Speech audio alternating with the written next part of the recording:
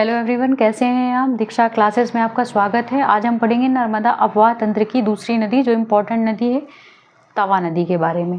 ठीक है, हम इम्पोर्टेंट नदियों के बारे में पढ़ेंगे। तो दूसरी इम्पोर्टेंट नदी कौन सी है? तवा नदी। तो तवा नदी के बारे में देखते हैं कि तवा नदी का उद्गम स्थल की बात करते हैं सबसे पहले, कि तवा नदी का उद्गम कहाँ से हुआ है। तो पचमढ़ी महादेव पर्वत से, आपके समझाने के लिए मैंने डायग्राम का इस्तेमाल किया है। तो पचमढ़ी महादेव पर्वत से क्या होता है, इसका उद्गम होता है। पचमढ़ी महादेव पर्वत, पचमढ़ी किस जिले में आता है? तो नर्मदापुरम जिले में आता है। नर्मदापुरम का पुराना नाम क्या है? होशंगाबाद जिला। अब अवशान की बात करते हैं कि अवशान कहाँ होता है। ठीक है, या मिलान बोल देते हैं इसको, कि मिलान मतलब कहाँ पर जाकर ये समाप्त होती, किसी नदी में मिलती है कहाँ पर। तो नर्मदा नदी में इसका मिलन होता है कहाँ पर? होशंगाबाद या नर्मदापुरम के निकट। नर्मदापुरम के निकट देख रहे हैं, ये नर्मदा पर आके मिल जाती है। ये है नर्मदा नदी। ठीक है, लंबाई की बात करेंगे तो नर्मदा की तो 13-12 किलोमीटर है। मध्य प्रदेश में 1077 किलोमीटर।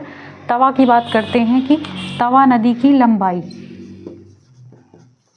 तवा नदी की लंबाई, तो लंबाई कितनी है? 172 किलोमीटर। अब बात करते हैं कि तवा पे डैम कौन सा बना हुआ है। तो तवा डैम बना हुआ है इस पर। ठीक है, और देखते हैं कि बांध, तो तवा बांध, ठीक है, किस नदी पर है? तो तवा नदी पर। तवा की प्रमुख सहायक नदियाँ कौन कौन सी हैं, ये भी पता होना चाहिए। लंबाई भी आपको याद रखनी है, क्योंकि लंबाई के अनुसार व्यवस्थित क्रम में नदियों को व्यवस्थित करने का क्वेश्चन दे दिया जाता है आपको, कि लंबाई के अनुसार, बढ़ती हुई लंबाई के अनुसार व्यवस्थित करें। ठीक है, तो आपको हर नदी की लंबाई पता होनी चाहिए। हर नदी नहीं तो इम्पोर्टेंट नदियों की लंबाई तो आपको पता होनी ही चाहिए। तो अब देखते हैं सहायक नदियाँ। तवा नदी की सहायक नदियाँ, तो 4 इम्पोर्टेंट सहायक नदियाँ हैं। सुखतवा, मालिनी,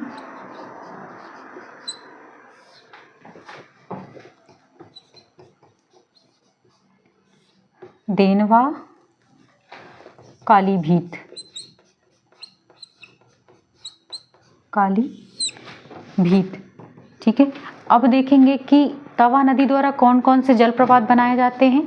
ये भी इम्पोर्टेंट है, पूछा जाता है जलप्रपात का जब क्वेश्चन देगा कि बी फॉल किस नदी पर स्थित है, या अप्सरा जलप्रपात किस नदी पर स्थित है, या डचेस फॉल किस नदी पर स्थित है। तो देखेंगे प्रमुख जलप्रपात,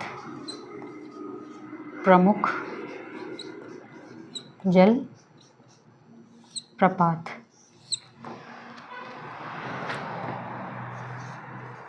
तो डचेस फॉल, अप्सरा, बी फॉल और जमुना वाटरफॉल कहाँ पर, किस नदी द्वारा बनाए जाते हैं? तो तवा नदी द्वारा बनाए जाते हैं। ठीक है, अब इससे जुड़ा एक इम्पॉर्टेंट फैक्ट है कि दूसरा सबसे लंबा सड़क पुल किस नदी के द्वारा बनाया जाता है? तो तवा नदी के द्वारा बनाया जाता है। दूसरा इसलिए हो गया क्योंकि यह सिंध नदी पर पहला मध्य प्रदेश का सबसे लंबा सड़क पुल किस पर बन गया है? सिंध नदी पर, 2500 मीटर। तो देखते हैं कि दूसरा सबसे लंबा सड़क पुल, मध्य प्रदेश की बात हो रही है। ठीक है, किस नदी पर है? तो तवा पुल। ठीक है, कितना बड़ा है? 1322 मीटर। अब पहले की बात करते हैं तो दूसरा तो याद होना ही चाहिए। जब पहला पता होगा तब तो दूसरा भी ध्यान रहेगा। तो पहला है सिंध नदी पर, सिंध नदी पर है। सड़क पुल सबसे लंबा कितना है? 2500 मीटर। ठीक है, जिसकी लंबाई है तो पहला है सिंध नदी पर, दूसरा है तवा नदी पर 1322 मीटर। चलिए इसको नोट कर लें, फिर आगे बढ़ते हैं। प्रमुख नदियों को देखेंगे, जो अन्य नदियां हैं जो नर्मदा नदी में समाहित होती हैं। देखेंगे अन्य सहायक नदियां नर्मदा की, है ना, अन्य सहायक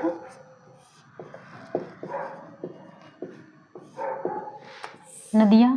तो देखेंगे यहाँ पे लिखेंगे नदियां, उनका देखेंगे उद्गम और मिलान।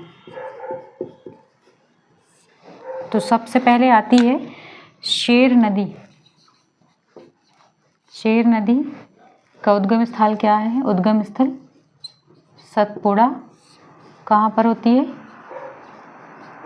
शिवनी।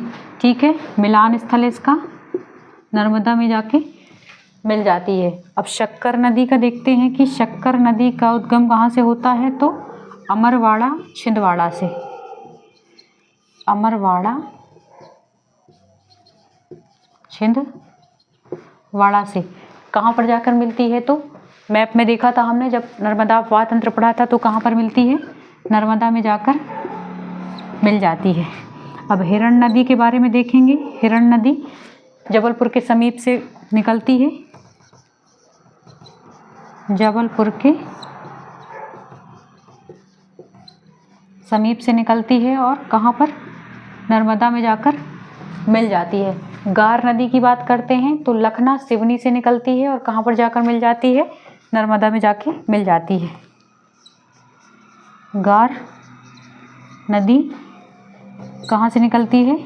लखना, सिवनी जिले के लखना से। ठीक है, सिवनी है ना, लखना कहाँ पड़ता है? सिवनी से। कहाँ पर मिल जाती है? नर्मदा में मिल जाती है। बारना नदी देखेंगे अब। बारना नदी कहाँ से निकलती है? रायसेन से निकलती है। रायसेन से निकलती है और कहाँ पर मिलती है? नर्मदा नदी में मिल जाती है। इनको नोट करें, फिर आगे बढ़ते हैं। चलिए अब देखते हैं आगे की नदियों का क्रम। तो दूधी नदी कहाँ से निकलती है? तो तामिया छिंदवाड़ा से निकलती है। तामिया छिंदवाड़ा से निकलती है, नर्मदा में जाके मिल जाती है। नर्मदा की सहायक नदियां हैं ना, इम्पॉर्टेंट है। ठीक है, अब देखते हैं कि दूधी नदी हो गया। दूधी नदी के बाद देखेंगे कि कावेरी नदी। कावेरी नदी है। कावेरी नदी का जो जल ग्रहण या अपवाह क्षेत्र कहाँ पर है? तो खंडवा में है। ठीक है, ये वो वाली कावेरी नहीं है, दक्षिण की कावेरी अलग है और ये अलग है। ठीक है, अब देखते हैं कि चोरल नदी कहाँ से निकलती है? तो चोरल नदी छोटा जाम इंदौर से निकलती है। छोटा जाम इंदौर से निकलती है, किस में मिल जाती है? नर्मदा में मिल जाती है। अब देखेंगे कोलार नदी कहाँ से निकलती है? तो कोलार नदी कहाँ से निकलती है? बिल्किसगंज की पहाड़ियों से, सीहोर से। बिल्किसगंज के समीप किससे निकलती है? कहाँ पे है बिल्किसगंज? तो सीहोर में है। किस में मिलती है? तो नर्मदा में मिलती है। कावेरी नदी भी किस में मिल जाती है? नर्मदा में मिल जाती है। ठीक है, अब देखेंगे देनवा नदी। तो देनवा नदी कहाँ से निकलती है? धूपगढ़ पचमढ़ी से निकलती है। किसकी सहायक नदी है देनवा? तो अभी हमने पढ़ा कि तवा नदी की सहायक नदी है देनवा। तो ये हो गई इंपॉर्टेंट नदियाँ जो नर्मदा अपवाह तंत्र को निर्मित करती हैं। इन्हीं के द्वारा निर्मित किया जाता है नर्मदा नदी का अपवाह तंत्र। विभिन्न नदियाँ नर्मदा नदी में जाकर मिलती हैं और एक बड़े अपवाह तंत्र का निर्माण करती हैं। मिलते हैं अगले वीडियो में। इसको एक दो बार देखेंगे तो आपको याद हो जाएगा। पढ़ते रहिए, आगे बढ़ते रहिए। जय हिंद, जय भारत।